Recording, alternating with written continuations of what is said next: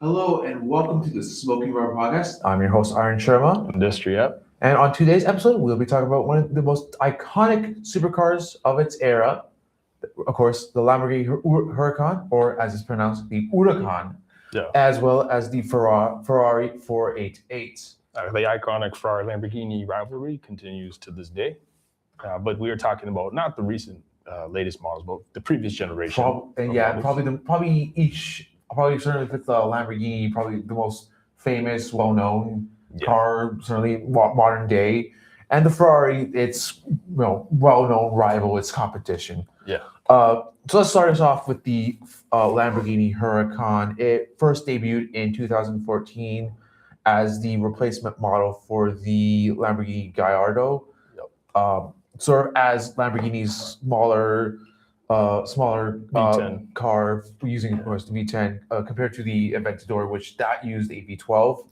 The Huracan, the first version that came out was the LP610.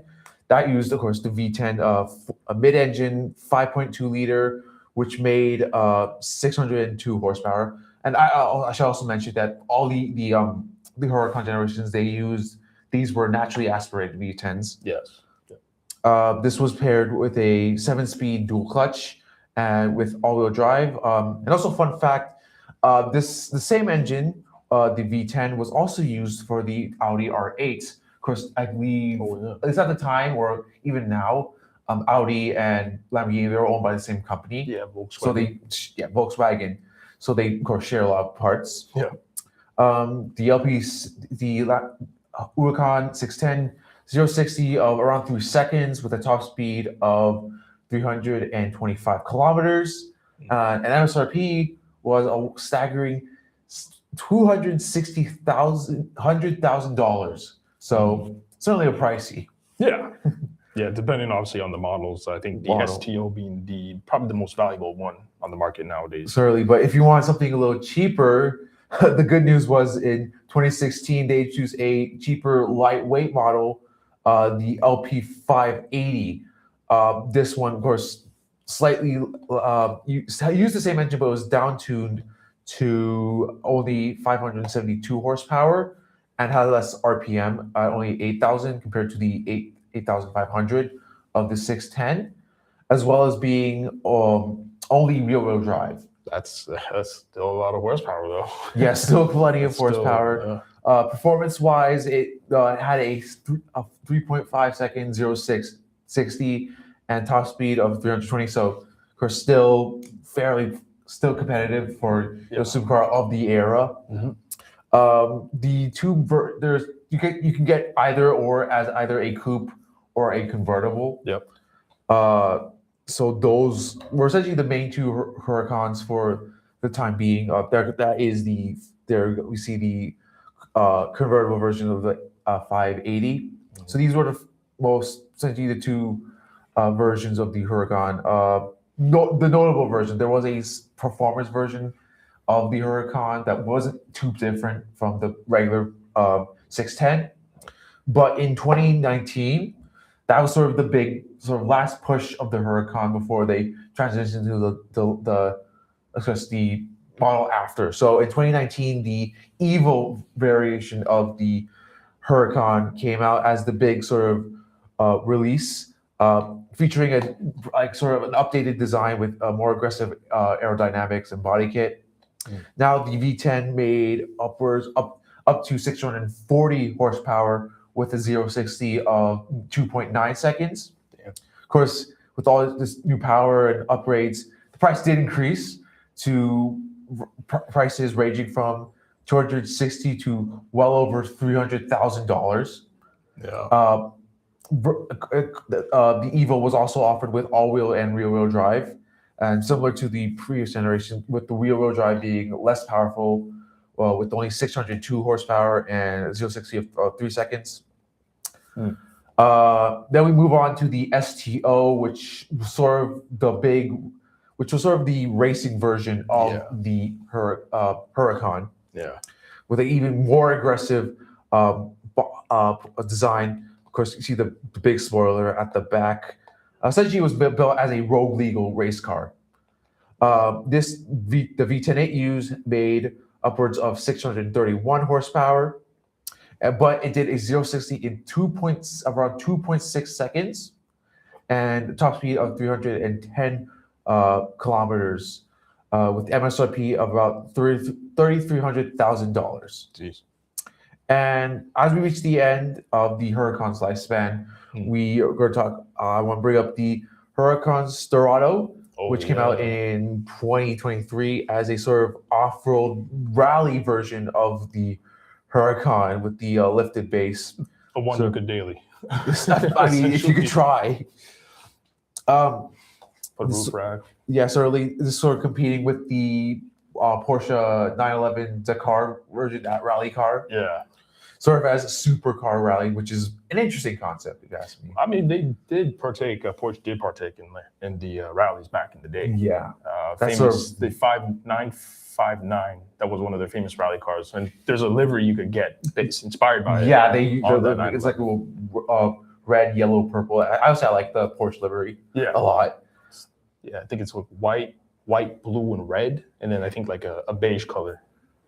But yeah, if you can look it up. But yeah, it's definitely went to compete with that. I think other than Porsche and Lamborghini, no one else is really. Not like the luxury big supercar brands. Not so. This is certainly an experimental car. The Storado used the V10 that made 602 horsepower, but was able to do 0-60 in 2.8 seconds.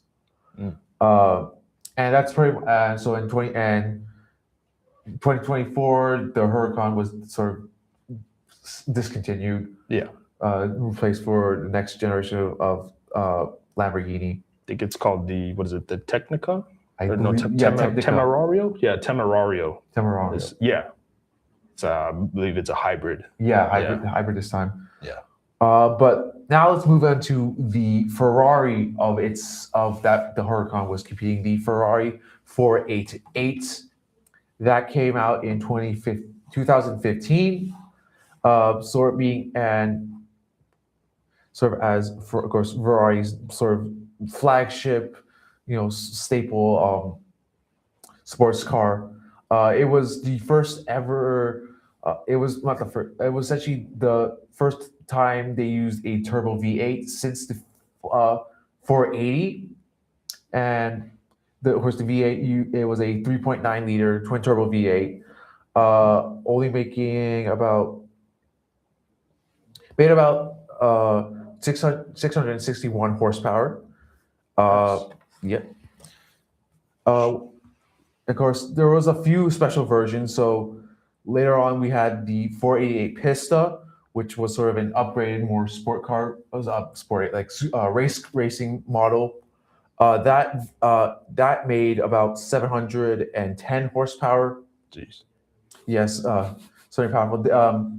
As you just see, that was the GT3 model. So notable with the Ferrari 88 is that one had a pretty long stretch with endurance racing. I remember sort of a few years ago, I was pretty big with watching endurance racing, Le Mans and that sort of stuff. And nice. Yeah, and sort of the GT3, as it was known, was sort of quite a staple car with the GT racing and GT championships. There was another model that came out was the 488 Spider, which I believe was their convertible version. Spiders. Yeah, their Spiders are usually their convertibles. Yes, the convertible. Yeah. This one used the same 3.9 liter twin turbo, making 670 horsepower, and had a 0-60 of about 3 seconds. Nice.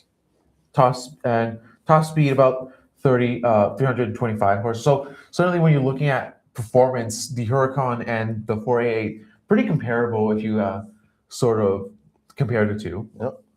But I think certainly if you have the money to spend looking at getting either, if you're not aware, Ferrari as a company are very, I would say, picky when it comes to their consumer. They are very, they have a specific person that they cater towards, that they actually sell their cars for.